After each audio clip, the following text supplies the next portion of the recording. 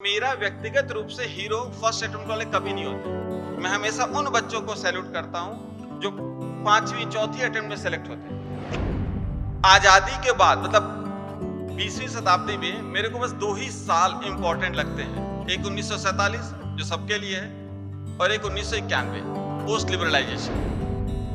पढ़ने से सिलेक्शन नहीं होगा, लेकिन नहीं पढ़ने से पक्का नहीं होगा। तो आप पहले अपनी अवधारणा से बाहर आए कि जो लोग सफल हो रहे हैं मैं उनमें से नहीं हूं या मैं उतना मेहनती नहीं हूं। ये सब अपने दिमाग की जड़ता निकाल फेंके। ठीक है, धैर्य बहुत बड़ी चीज होती है, आम लोगों में होती नहीं है।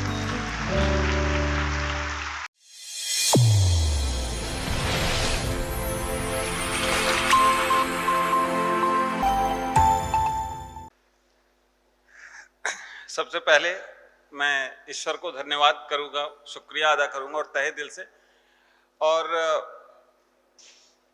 मैं जो कुछ भी हूं और जैसे भी मैं सिर्फ ईश्वर को ही सबसे ज्यादा क्रेडिट देता हूं, क्योंकि मुझे लगता है कि जैसे आप लोग हैं और तैयारी करेंगे यूपीएससी की आगे चल के, या कुछ लोग कर रहे होंगे, मेरा यह व्यक्तिगत मानना है कि इंसान बच्चों का सिलेक्शन सिर्फ 2 ही लोग कराते हैं, एक आप खुद और एक ईश्वर।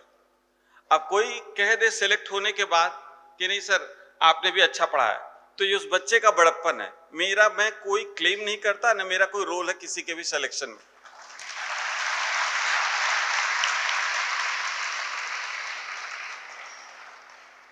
और मैं एकदम आप जैसा और ही हूं, तो मुझे कुछ बहुत बड़ी बातें आती नहीं करने के लिए, लेकिन मैं बहुत शुरुआत से बहुत सिंपल सी बातें कर रहा हूं। तो सबसे पहले नेक्स्ट आईएएस को धन्यवाद कि उन्होंने मौका दिया हमें बोलने के लिए।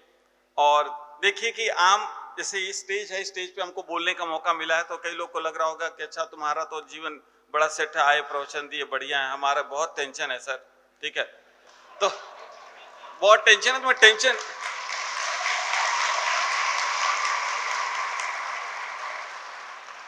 और आप असफल आदमी से क्या सुनेंगे, असफल आदमी से कहानी सुनिए। ठीक है,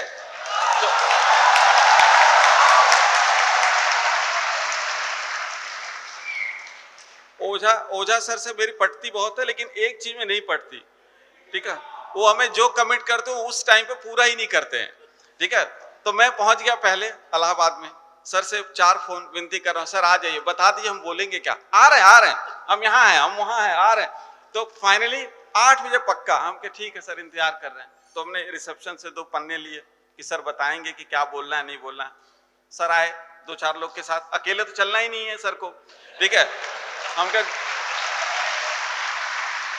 चूंकि मेरा पहला सेमिनार है, देखिए मुझे कंटेंट आता है, हिस्ट्री आती है, आप वो पूछेंगे मैं बता दूंगा, लेकिन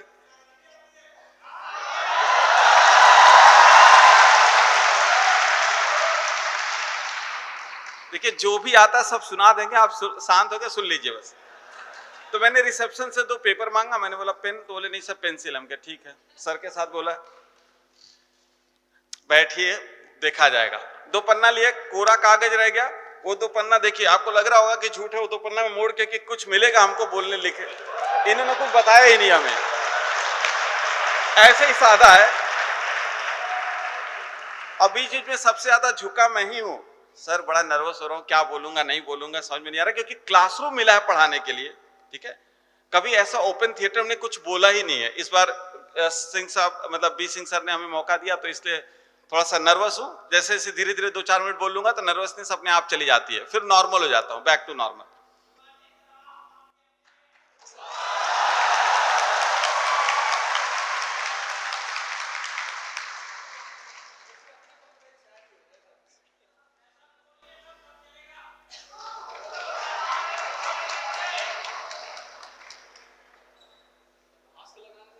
नहीं मास्क नहीं आ जा रहे सर, सुन रहे हैं कई लोग। ओझा सर कह दिए शायरी को लिए, तो सोच रहे हैं शायरी क्या सुनाए।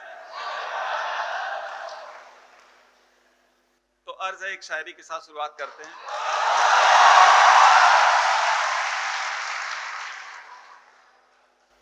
फितूर होता है हर उम्र में जुदा, फितूर होता है हर उम्र में जुदा, खिलौने माशूका रुतबा और खुदा।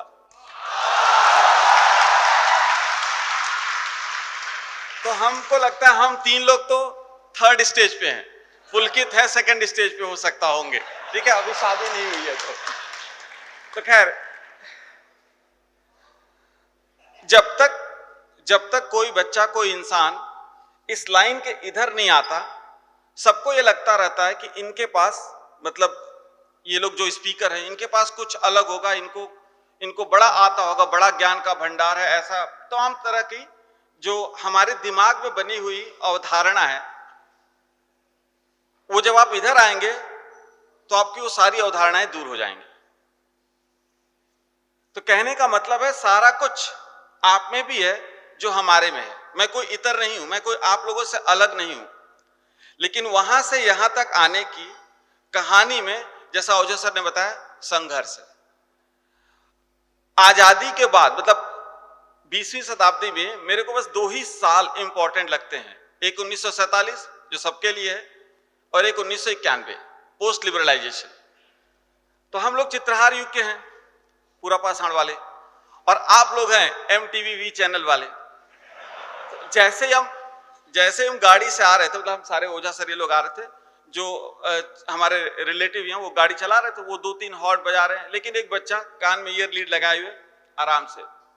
तो मैंने ओझा सर को कहा, सर पैनिक मत होइए, 91 के बाद का बच्चा है, अलग तरह के है, ठीक है, ये लोग अलग, सर जल्दी सिलेक्शन हो जाए, ठीक है। मेरे पास कोई उत्तर नहीं रहता, मैं क्या बताऊं जल्दी सिलेक्शन हो जाए, कैसे हो जाए। तो नहीं सर, हमें जल्दी सिलेक्शन चाहिए, बहुत जल्दी है सर।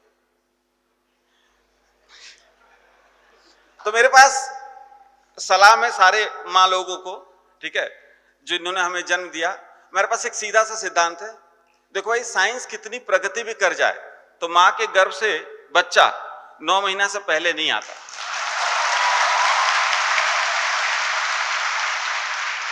तो जिसको जितना वक्त लगना है उतना लगेगा, आपके जल्दी कहने से नहीं होगा।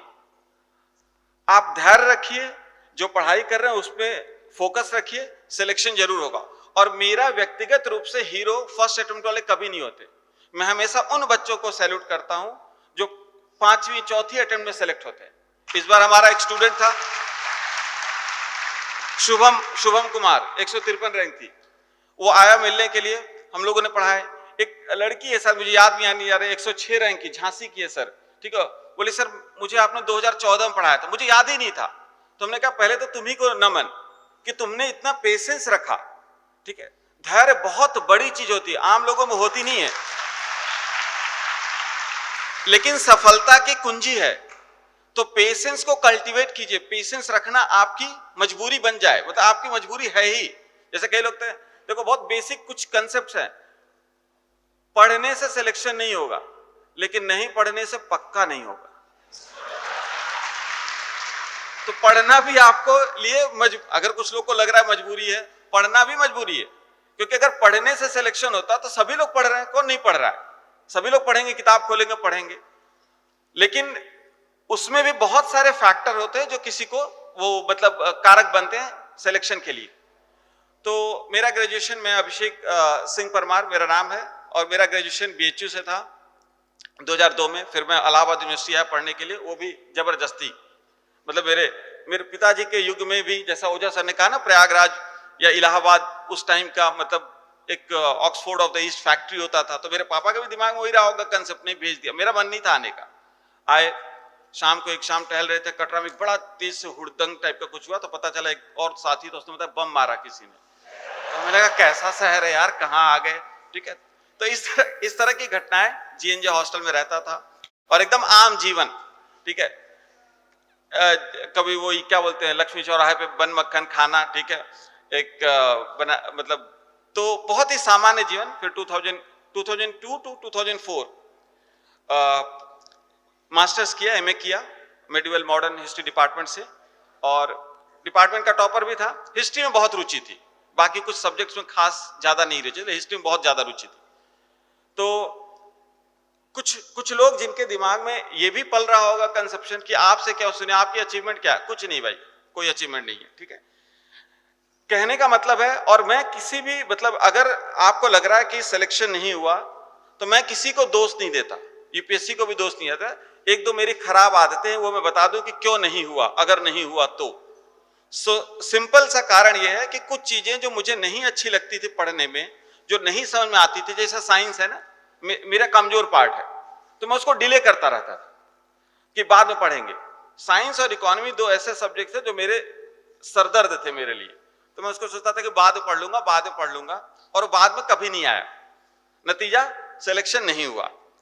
तो ऐसा नहीं है कि हमारा सिलेक्शन नहीं हुआ, या कई बच्चे बोलते सर आपको इतना आता है तो आपका नहीं हुआ तो हमारा कैसे होगा। देखो, सबकी डेस्टिनी अलग है, सबके ऊपर ईश्वर अलग तरीके के मेहरबान है। तो आप पहले अपनी अवधारणा से बाहर आए कि जो लोग सफल हो रहे हैं मैं उनमें से नहीं हूं, या मैं उतना मेहनती नहीं हूं। ये सब अपने दिमाग की जड़ता निकाल फेंके और एकदम आजाद मन से तैयारी करें।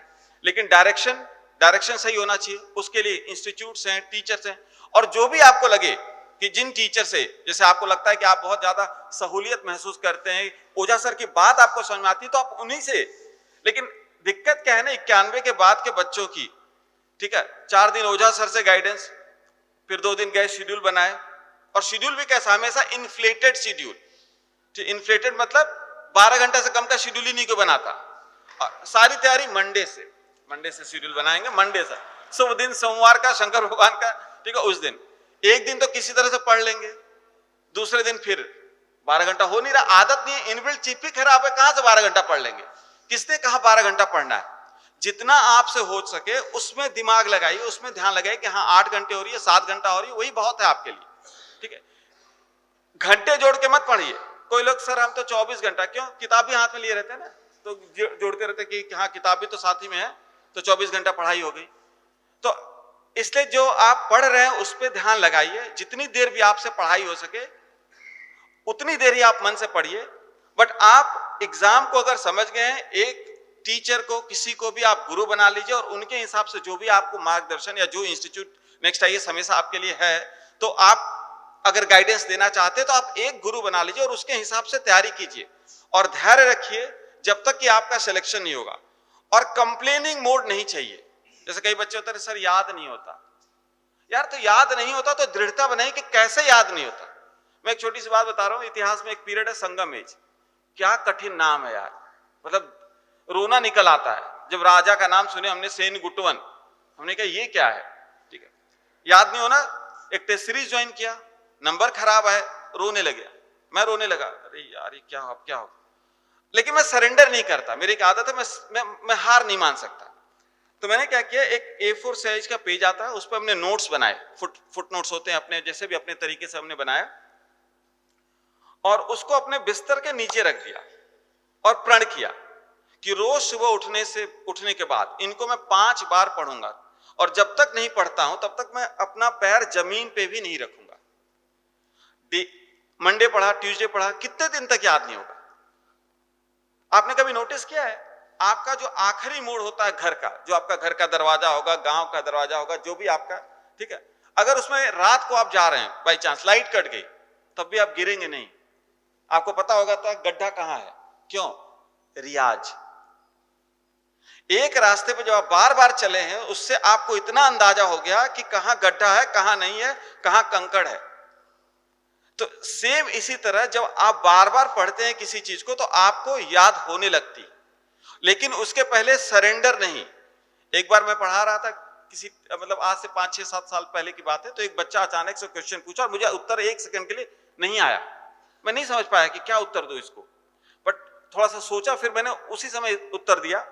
उस बच्चे का क्वेश्चन था कि सर ज्यादातर इतिहास आप पढ़ाते हैं और इतिहास में हम हमेशा जो जीतता है, मतलब विक्टर जो होता है, राजा जो जीता, और जो हारा, तो नॉर्मली हम राजा जो जीता उसके बारे में पढ़ते हैं, पर ये हल्दी घाटी के युद्ध में ऐसा क्यों है कि अकबर को भी पढ़ाया जाता है और महाराजा प्रताप को पढ़ाया जाता है।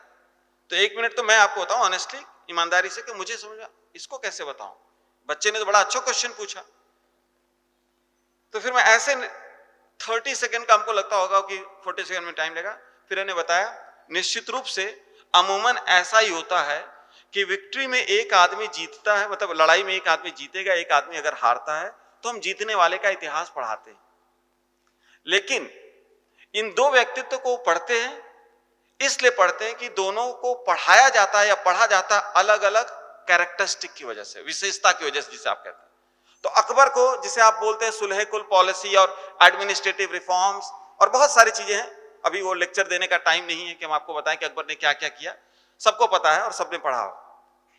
महाराणा प्रताप दृढ़ता के लिए उन्होंने बनाया अपना एक उसूल कि मैं, और जानते हैं बड़ी मजेदार बात है, 4 एम्बेसडर भेजे गए महाराणा प्रताप को कन्विंस करने के लिए, और लगभग बात तय थी महाराणा प्रताप और इनमें संधि होने वाली थी, लेकिन महाराणा प्रताप ने एक चीज नहीं मानी, और वो एक चीज क्या थी?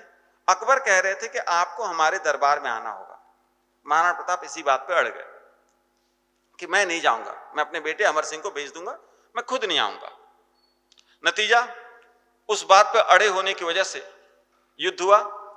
युद्ध में हार जाते हैं महाराणा प्रताप, भाग करके अपने आप को बचाते हैं। घास की रोटी, मतलब नॉट लिटरली कि घास की रोटी, मतलब एक कहने का तरीका है। लेकिन इतिहास, जब भी मुगल साम्राज्य का नक्शा बनता है, चित्तौड़ के आसपास एक गोला छोड़ दिया जाता है, ये जीता नहीं जा सका।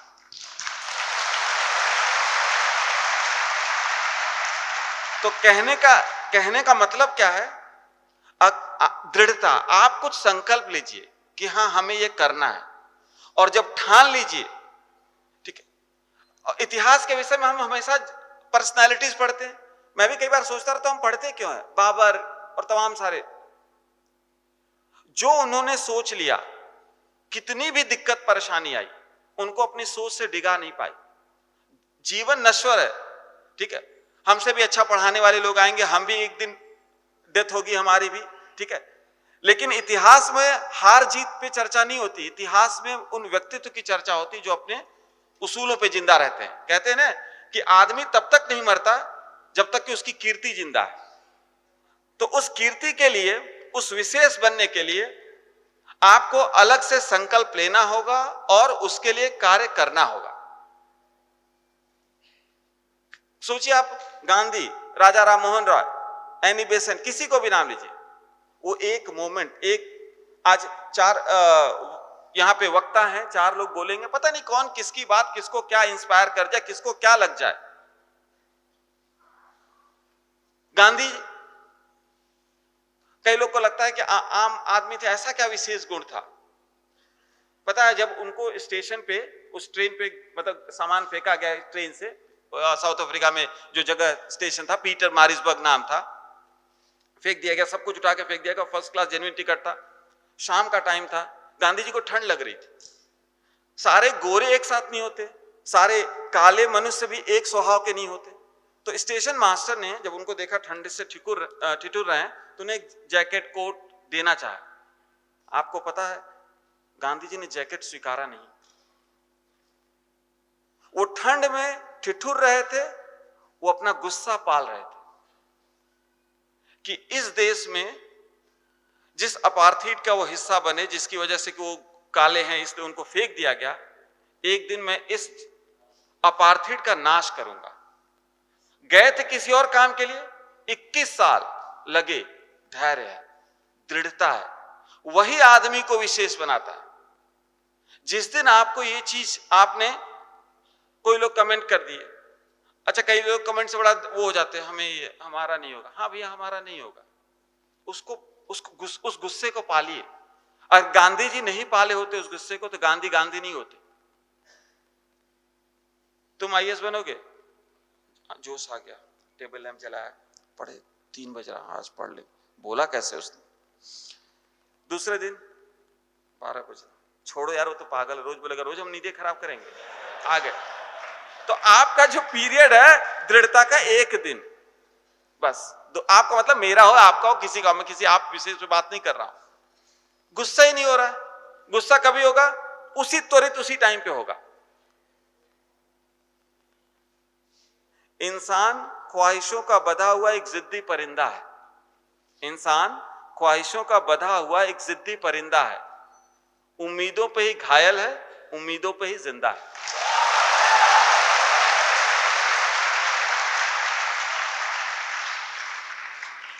तो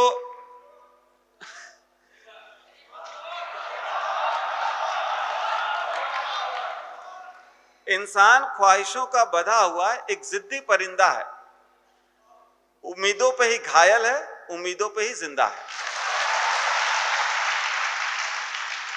पर्सनल लाइफ से जैसे होता है कि कई बार, जैसे मैं बार बार कहता हूं कि ये हमारे दिमाग की बनावट है, हमारी जड़ता है, जो आपको लग रहा होगा कि हम विशेष हैं, हम अलग हैं, अरे यार बड़ा अच्छा बोल रहे हैं, कुछ विशेष नहीं है। 4 अटेम्प्ट दिया, नहीं हुए, 4 दिन रोए, खूब रोए, अब क्या करेंगे, ठीक है। फिर करियर की शुरुआत हुई, ठीक है, बाय डिफॉल्ट टीचर बने। और टीचिंग हमें करना नहीं था, क्यों? सीधी सी बात है, 3 भाई, माँ बाप, हमारी कोई सुनता ही नहीं था घर में। तो हमें लगा कि जब हमारे माँ बाप ही नहीं सुन रहे, हम समझा ही नहीं पा रहे, ठीक है, तो जिनको हम इतने दिनों से जान रहे हैं वही हमारी बात नहीं समझ पा रहे हैं, किसी तरह से हो सकता है कि वो हम अच्छे से संवाद नहीं करते, तो हमें बाकी लोग क्यों सुनेंगे। इस चक्कर में हम बहुत दिनों तक कॉन्फिडेंट नहीं थे। आपको अजीब सा लग रहा होगा सुनने में, शुरुआत के 2-3 साल पढ़ाया, पढ़ाने के बाद निकलता था बाहर, तो बच्चे, एक आध बच्चा जो खास हो गया उससे पूछे, ये ठीक पढ़ाए हैं, ठीक है, बोला हाँ सर अच्छा पढ़ा रहे हैं। 2-3-4 साल चला ऐसे ही, फिर 4 साल बाद लगा कि नहीं यार ठीक चल रहा है, सब बच्चे खुश हैं। पढ़ाने के दौरान सब शांत हो जाते हैं, तो मुझे लगता है कि क्या यार क्या हो गया, समझ में नहीं आ रहा। फिर बच्चे, नहीं नहीं सर इतना समझ में आ रहा है कि कुछ ध्यान भटक नहीं रहा। मुझे खुद नहीं पता था कि मैं पढ़ा सकता। आदमी उस चीज को पहचाननी है, आप क्या कर सकते हैं। जैसे 2 लोग मजेदार बात है कि 4 वक्ता में 2 साइंस से हैं, 2 ह्यूमैनिटीज से हैं, ठीक है। अब देखिए इन लोग को ज्यादा पता है साइंस, हमें तो एकदम नहीं पता। हमें बस एक फॉर्मूला पता है, work done equal to force into displacement, ठीक है। तो सभी लोगों ने कहा मेहनत कीजिए मेहनत कीजिए। एक मेहनत का तरीका हम आपको बता रहे हैं, इधर देखिए, दीवार है, दीवार कहीं मिल गई, दे रहे धक्का, दीवार, मेहनत कर रहे हैं सर, कीजिए मेहनत, दीवार हिलेगी नहीं, वर्क डन 0 ही रहेगा। कहने का मतलब है कि किस डायरेक्शन में मेहनत करना है। विवेकानंद ने कहा है कि इंसान की एक इच्छा शक्ति अगर बहुत मजबूत हो, वो समुद्र पी सकता है। एक कहने का तरीका है। अब आपको पता नहीं है करना क्या है, इच्छा शक्ति पाले हुए उसमें एक एडजंक्ट, एक और चीज जोड़ना चाहूंगा, खुद के पहचानने के बाद की ये लाइन है। आप स्वतः को जब पहचान लेंगे तब आप फिगर आउट कीजिए कि आप क्या कर सकते हैं, क्या नहीं कर सकते। क्योंकि आप अपने आप को नहीं पहचान रहे तब तक आप गलत जगह डायरेक्शन में एफर्ट लगा रहे, हो सकता है एफर्ट से आपको रिजल्ट ना आए। तो खैर यहां पे 2 साल पढ़ाई की इलाहाबाद यूनिवर्सिटी, पैसे से होते नहीं थे अमूमन, ठीक है। ऐसे भी दिन आए हैं जहां पे लगता था कि अरे यार ऐसे टाइम खाना खाएं जिसमें कि सुबह और शाम दोनों का काम चल जाए, ठीक है। ये उसी कहानी का रूप है। जैसे कई लोग सर हमारे पास पैसा नहीं है, हमारे पास पैसा नहीं तो रो सकते हो या इच्छा शक्ति को बलवान बना सकते हो। और इतने सफल होने के बावजूद, एक और बात, इतने सफल होने के बावजूद कोविड टाइम पे भी पैसा नहीं था। 4 रात ऐसी थी 10 महीने के टाइम पे, मैं पहले कहीं और पढ़ा रहा था, ठीक है, नाम लेना उचित नहीं लगा, ठीक है। नहीं सर, नहीं, मैं आप सारे लोगों से आपकी दिमाग की जो बंधन है, जो आपने पहले प्री कंसीव्ड नोशन बना रखा है कि नहीं सफल होने वाले व्यक्ति तो अलग होते हैं, अलग वो सिर्फ अपने आप को पहचानने के बाद मेहनत करते हैं, अलग कुछ नहीं होते। इनके भी 2 हाथ 2 पैर हैं, सबके हैं, ठीक है। आप उस समूह को बिलोंग करते हैं। अगर आपके पास पैसे की दिक्कत नहीं है और आपका स्वास्थ्य अच्छा है तो आप सबसे हैप्पीएस्ट मोमेंट में जी रहे हैं। ये बात मानिए, आपसे ज्यादा यहां कोई धनी, कोई खुशी नहीं है। हाँ, ये अलग बात है, मैंने क्या बोला, 2 कंडीशन, अगर आपका स्वास्थ्य अच्छा है और आपके पास थोड़े बहुत गुजर बसर करने के लिए पैसे हैं तो, और आपको जरूरत क्या है, आप पढ़िए, मन लगा के पढ़िए। तो खैर 4 रात सो नहीं पा रहे, पैसे नहीं, अब क्या करेंगे, कैसे चलेगा, सब बहुत सारी चीजें थी। लेकिन जो उसूल की बात कहे ना, ऑनलाइन नहीं पढ़ाएंगे। नेक्स्ट आईएएस में भी ऑनलाइन चलता रहता है, बड़ी मजबूरी से पढ़ाते हैं। अगर यही प्रोग्राम ऑनलाइन होता दिल्ली से तो आपको ये फीलिंग आती, वो कनेक्ट होता। ये अलग बात है कि कोविड के दौरान ये जरूरत बन चुकी या मजबूरी बन चुकी है कभी तक। मैं व्यक्तिगत रूप से बहुत उस माध्यम का सपोर्टर नहीं हूं, क्योंकि जो आई टू आई कांटेक्ट होता है, जो एक फीलिंग से कनेक्ट होकर के पढ़ाने का एक एंजॉयमेंट भी होता है पढ़ाने का, वो उस माध्यम में नहीं है। ठीक है, कुछ मजबूरी, कुछ सुदूर बच्चे रहते हैं, हिली रीजन्स को बिलोंग करते हैं, उनको है तो उनके लिए चल रहा है। अब मैंने ये कमिट किया था कि उसूल, सभी इंसानों का कुछ उसूल होना चाहिए। ठीक है, उसूल का पक्का था कि नहीं पढ़ाना है। ठीक है, नहीं है पैसे, कोई बात नहीं, जो होगा देखा जाएगा। तब तक ठीक है, सर कहीं से मिल गए हमें, ठीक है, उन्होंने बोला आप इधर आ जाइए पढ़ाने के लिए। ठीक है, हमें बात करके अच्छा लगा। ठीक है, और हमें तो विश्वास ही नहीं हुआ वैसे। ठीक है, तो मैं अपने जबान से बहुत पक्का हूं, मतलब मैं जो चीज सोच लूंगा वो करूंगा, और रोना नहीं है। ठीक है, आप उस इंसान के बारे में सोचिए, कोई सुनने वाला नहीं यार। आप तो फिर भी अपने माँ बाप से दुख शेयर करते हैं, हम तो, हमारे तो घर में भी कोई नहीं सुन रहा है, बाहर तो बुला बुला के भैया पढ़ लो, हमें भी आता है, कौन सुनेगा। आज आप सुनने को आए हैं, अगर मेरे पास कुछ नहीं, वही 8-10 साल की मेहनत, वो जिद पकड़ना कि नहीं मुझे पढ़ाना है, ऐसा पढ़ाना है कि जिससे आपके जहन में, आपके दिमाग में वो चीज बहुत ही क्रिस्टल तरीके से समझ में आए। अमूमन बच्चे उन सारे सब्जेक्ट से रुचि हट जाती है जिनके स्कूल के टीचर उतने अच्छे से समझा नहीं पाते। नहीं तो कई लोग अलग अलग विषयों से स्नातक करते हैं, कुछ और करते हैं, लेकिन स्कूल में कुछ ऐसे टीचर मिले जो आपको उस हिसाब से समझा नहीं पाए, तो आपके सब्जेक्ट की रुचि खत्म हो गई। फिर बाद में कोई और टीचर मिला, उसी सब्जेक्ट को पढ़ा रहा है, तो आपको लगा अरे यार हम अच्छा कर रहे हैं, हमें समझ में आ रहा है।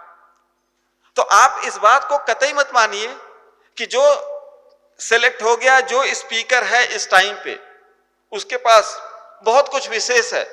अगर बहुत कुछ विशेष आप क्रेडिट देना चाहते हो तो सिर्फ मेहनत है, और ईश्वर को तो सत नमन। ठीक है, उनके, क्योंकि जब मैं मॉडर्न हिस्ट्री की पहली लाइन पढ़ाता हूं पहली क्लास में, बीएल ग्रोवर एक किताब है बड़ी फेमस और यहां तो चलती भी बहुत ज्यादा, उसमें आप एक लाइन देखिएगा, इंग्लिश की किताब है, मतलब मैंने इंग्लिश में पढ़ी है, तो उसमें लिखा है Mir Qasim was one of the most competent nawabs of Bengal.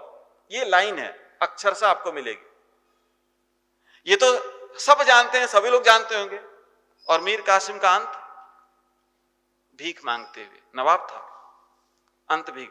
Life goes in phases, life हमेशा फेज में चलती है। जिन लोगों ने इंजीनियरिंग और साइन कर, समझ रहे हो ना, ठीक है, लाइफ वैसे चलती है। आप प्रयासरत रहिए, रिवॉर्ड ऊपर से आता है, ईश्वर से आता है, गॉड से आएगा।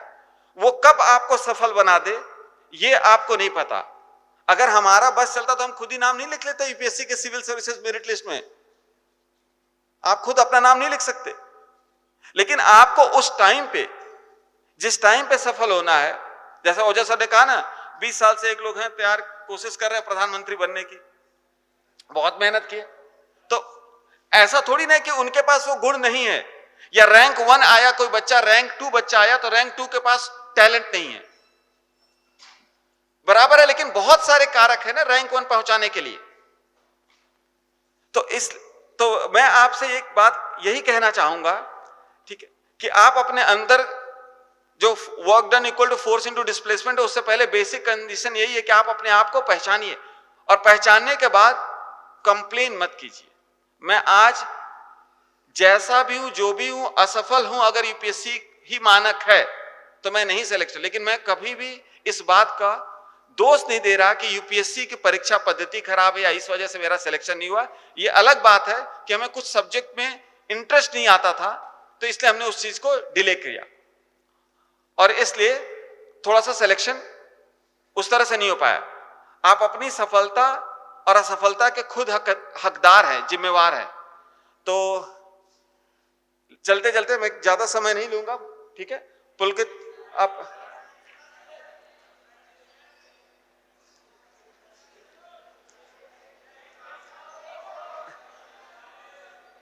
सुना रहे टाइम सोचने दो, तो फ्रेम ऑफ माइंड भी तैयार होने दो यार।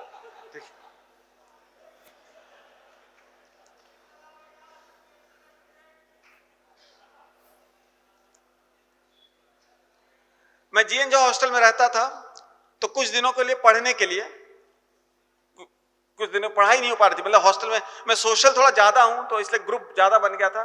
मुझे शांति से 2-3 महीना बहुत मतलब एग्जाम के लिए तैयारी करनी थी, ठीक है, अपनी यूनिवर्सिटी के एग्जाम के लिए, ठीक है। 2004 बैच में था मैं और डिपार्टमेंट टॉप किया था मैं, ठीक है। तो मैं सोच रहा था कि यार कम से कम वो अच्छे से पढ़ाई कर ले। मैंने बाहर कर्नलगंज में एक रूम लिया। ये 2004 में उन्होंने बोला कि 1200 रुपए लगेंगे आपको महीने का किराया। पैसा ही नहीं था, कहां से 1200 रुपया देते। हमने कहा अंकल एक ही लोग हैं, हम अकेले रहेंगे, 2 लोग का 1200 है, आप थोड़ा कम कर दीजिए। तो उन्होंने पूछा, अच्छे मकान मालिक थे, उन्होंने पूछा कि आप कितना दे सकते हैं। मैंने बोला 900 दे पाऊंगा, ज्यादा पैसे नहीं मेरे पास। बोला ठीक है 900। 17 साल बाद इस शहर में आया हूं। उतरने के बाद पहला काम उसी घर में उनसे मिलने गया था, बिना किसी को इन्फॉर्म किए, क्योंकि 17 साल पहले उन्होंने एक इंसान मतलब एक एहसान किया था कि मेरे से बोला कि आप कितना दे सकते हैं। तो कहने का मतलब यह है कि जैसे मैं मेरे पूरा जो थीम है उसमें बस मैं हमेशा यही कहूंगा, B original and always think कि अगर आपसे कुछ हो सकता है अच्छा तो आप हमेशा कुछ अच्छा कीजिए, ठीक है। अपने आप पे फोकस कीजिए और अपने आप को पहचानिए और फिर जिद ठानिए, कुछ करने की जिद ठानिए। वो कुछ भी हो सकता है, ऐसा नहीं कि अगर जो लोग सफल हो जाते, जैसा बी सिंह सर ने कहा कि यूपीएससी की तैयारी करने के बाद अगर विफल भी होते हैं तो भी आप कहीं ना कहीं सफल होंगे। आपको ये लगता है कि ये जैसे ये सिर्फ महज बातें नहीं है, जिस दिन आप ये खुद सफल होंगे तो आपके अंदर ये चीज भावना उत्पन्न हो जाएगी कि हाँ वो बात सही थी। तो इसी थीम पे कि मतलब इस तर्ज पे एक शायरी ध्यान करने की कोशिश कर रहा हूं, ठीक है। थोड़ा भावावेश में ध्यान भटक रहा तो वो शायरी याद नहीं आ रहे। अर्ज है, मुझे मेरे 2-4 ख्वाब उस आसमां से दूर चाहिए, मुझे मेरे 2-4 ख्वाब उस आसमां से दूर चाहिए। मेरी जिंदगी भले ही गुमनाम रही हो लेकिन मौत मुझे मशहूर चाहिए।